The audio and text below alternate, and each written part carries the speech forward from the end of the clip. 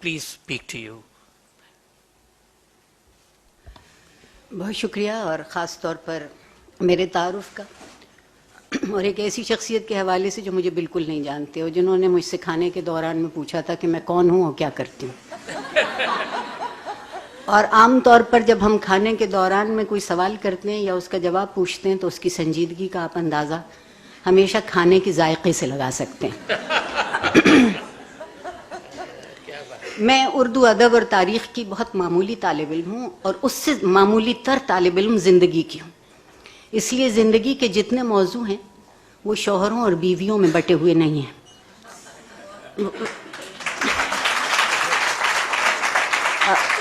اور وہ میرے دل کے ساتھ لپٹے چلے آتے ہیں جب تک کہ میں خود خاک میں نہ لپٹ جاؤں.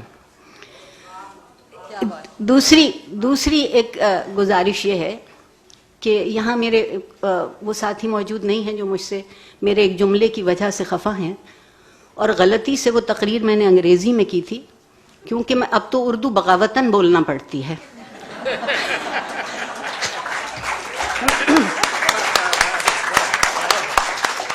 اور میں نے اپنی اس تقریر میں ان سے یہ کہا تھا کہ I don't wish to live in a masculine world and I don't wish to live in a feminine world.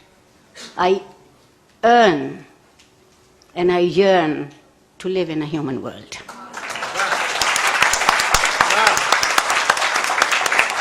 میری تمنا اتنی ہے، اور شاید پروردگار کا منشا بھی یہی تھا کہ ہم آدمی سے انسان ہو سکیں. آدمی ایک مادی وجود ہے اور انسان ایک اخلاقی وجود ہے، اور آدمی سے انسان کیسے ہوتا ہے تو وہ درمیان میں کتاب آ جاتی ہے.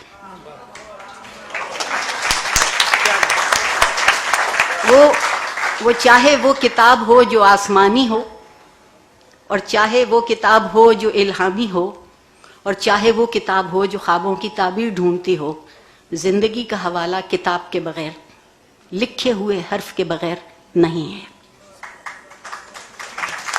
میں کہا گیا کہ مطالعے کی عادت مر چکی ہے. انیتا آپا، جب ہم مرنا کہتے ہیں تو ہر کسی کے مرنے کا انتظار نہیں کرتے. جب اکثریت مر چکی ہوتی ہے تو مر جاتی ہے. اگر اقلیت زندہ رہ جاتی ہے تو اس کو کوئی زندگی نہیں کہتا. دوسری گزارش یہ ہے کہ ہم نے علم سے جان بوجھ کے اپنے آپ کو دور کیا ہے. ہم ہنر کے پیچھے ہیں. ہم علم روزگار کے لیے حاصل کرتے ہیں، علم زندگی کے لیے حاصل نہیں کرتے. میں نے دل کی سیاہی تو پتہ نہیں کم ہوئی یا نہ ہوئی یہ بات کہتے ہوئے، مگر بالوں کی ساری سیاہی گنوا دی کہتے ہوئے کہ زندگی کے لیے علم کی ضرورت ہے. اور یہ جو کتاب سے رشتہ ہے، حرف سے رشتہ ہے، قول سے رشتہ ہے، یہ دراصل ایک ورثہ دوسرے تک منتقل ہونے کا واحد ذریعہ ہے. جو بچپن کی کہانی تھی نا کہ چڑیا لائی دال کا دانہ اور چڑا لایا چاول کا دانہ، اگلا جملہ بہت معنی خیز ہے، اور میں آج کل کے تمام صنفی لوگوں کو یہ کہانی سناتی ہوں. دونوں نے مل کر پکائی اور دونوں نے مل کر کھائی.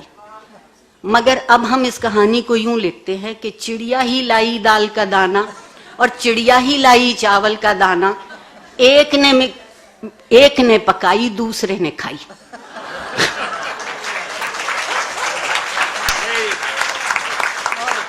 اب سوال یہ ہے کہ اگر یہ جو دونوں نے مل کے پکائی اور دونوں نے مل کے کھائی اسے زندہ رکھنا ہے تو اس کہانی کو لکھنا پڑے گا. اور اگر یہ کہانی لکھی ہوئی ہے تو یہ کہانی پڑھی بھی ضرور جائے گی. میں چند مطالعے کی عادت ہمارے ہاں ختم ہوتی جاتی ہے. اس کی ایک بنیادی وجہ ہے وہ جو میرے محبوب جنرل ضیاء الحق تھے،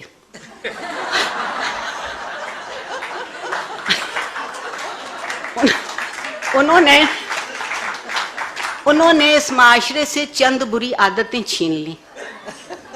مثلا تقریر کا فن چھین لیا، خطبہ رہ گیا. تقریر میں تو آپ دونوں موضوع سوچتے ہیں نا، مخالف بھی، یہ امکان کی بات کرتے ہیں، اور خطبے میں آپ صرف فتوے کی بات کرتے ہیں. زندگی فتووں پہ زندہ نہیں ہے، زندگی امکان پہ زندہ ہے.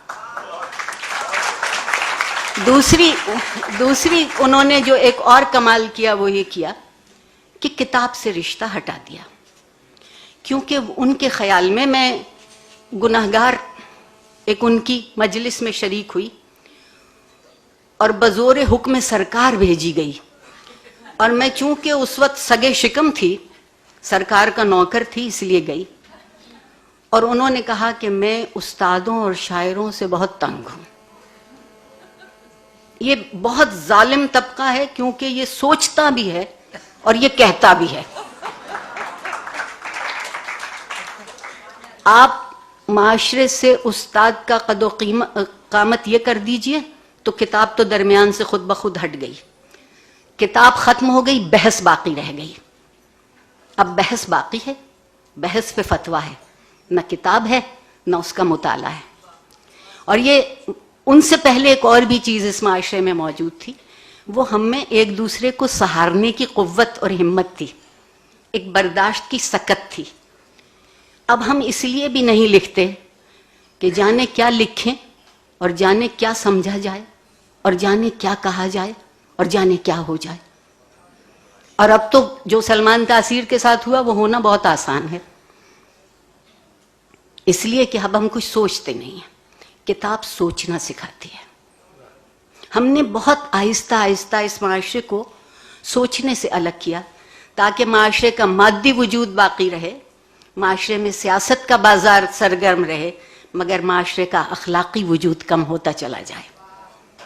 جس معاشرے کا اخلاقی وجود نہیں رہے گا وہاں. میں بہت ممنون ہوں امینہ سید کی. آپ یقین مانیے پچھلے سال 2 دن یہاں آئی تھی تو زندگی کے دن بڑھ گئے تھے اور عمر کے دن گھٹ گئے تھے. اس دفعہ بھی کچھ ایسا ہی ہے. اتنے حبس کے موسم میں، اتنی گھٹن کی فضا میں وہ یہ موقع دیں کہ یہاں ہم دل بیٹھ کے وہ بات کر سکیں جو معاشرے کی زندگی کی بات ہوتی ہے، ایک معاشرے کی ترجیحات کی بات ہوتی ہے.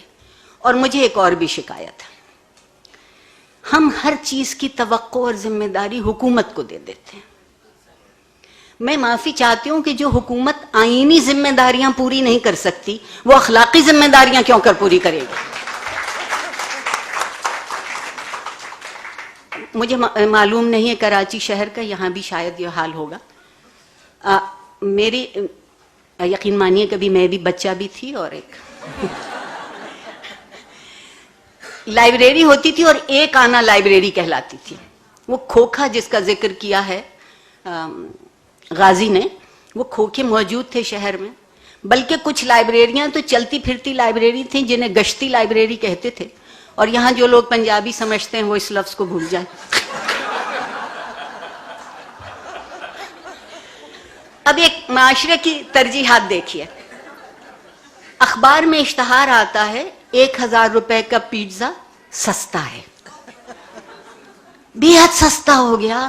1000 روپے کا پیزا 4 لوگ کھا سکتے ہیں، اور اس کے ساتھ ایک پیپسی کی بوتل راحت جاں کے لیے مفت ساتھ آتی ہے. جب کوئی ہم سے یہ کہتا ہے کہ 500 روپے کی کتاب خرید لو تو ہم کہتے ہیں کتابیں بہت مہنگی ہو گئیں. میری گزارش یہ ہے کہ 1000 روپے کا پیزا 4 لوگ کھاتے ہیں اور صبح تک اس کو کسی تہذیب میں شمار نہیں کیا جاتا. 500 روپے کی کتاب ایک شخص خریدتا ہے اور شاید 100 لوگ اس کو استعمال کر سکتے ہیں اور وہ ہمیشہ تہذیب میں شمار کی جائے.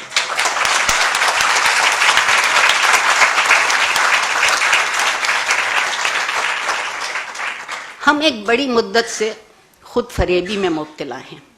انیپا آپا آپ سے بے حد معذرت کے ساتھ، مایوسی نہیں ہے، لیکن کبھی کبھی اپنا چہرہ بھی دیکھ لینا چاہیے.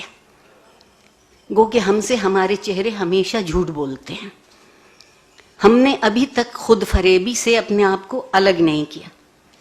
خود فریبی میں لطف یہ ہے کہ وہ نظر آتا ہے جو نہیں ہوتا، اور جو ہوتا ہے وہ نظر نہیں آتا. صرف کتاب وہ آئینہ ہے جو وہ دکھا دیتی ہے کہ جو تھا، جو ہے، جو ہوگا اور جو ہو سکتا ہے وہ سب نظر آ سکتا ہے. बेहद शुक्रिया, बड़ी नवाज।